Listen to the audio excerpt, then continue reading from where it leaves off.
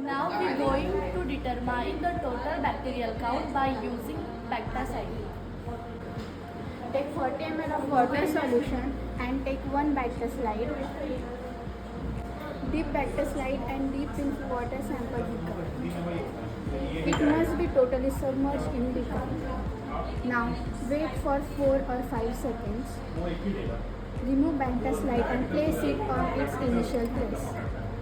And wait for 24 hours and next day take the readings. Now it's time to observe BactaSlyde after 24 hours.